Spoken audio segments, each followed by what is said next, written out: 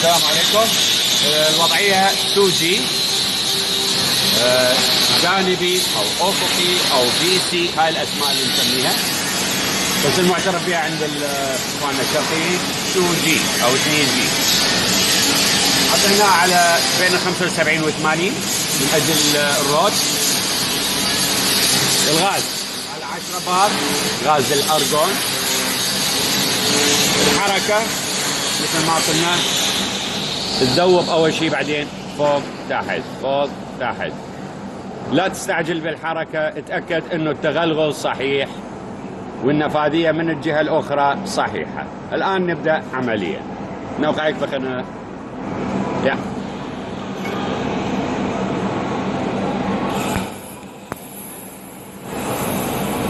نذوب المنطقة وبعدين نحط السيل. ادفع بالسيل، حاول انك تدفع.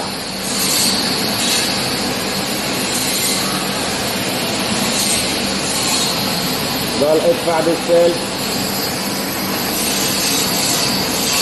اتأكد ان النفاذية من الجهة الاخرى قاعد توصل بالشكل الصحيح. نظل نشتغل. اذا تسوي مسافة طويلة افضل لك من التوقفات، لان توقفات بعض الاحيان تسوي لنا مشاكل بالفحص الهندسي. لو دفعة واحدة نلحم ممتاز، ولكن انا قاعد اسوي مجرد درس الان. عند التوقف لا تشيل السرط فورا، انتظر حتى يخلص الغاز، تسمع صوت الغاز ينتهي تشيله. نيجي نتأكد ان الروت جميل جميل جميل. عندي اهم شيء اني الروت، هاي اهم شيء عندنا بالفحص الهندسي. الجهة الثانية اندر كانت.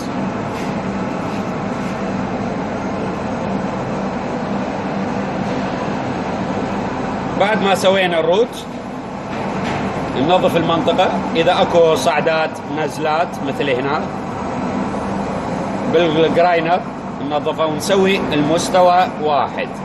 ليش؟ لأن إذا بلشنا بالهوت باس الطبقة الثانية لازم يجي تمام.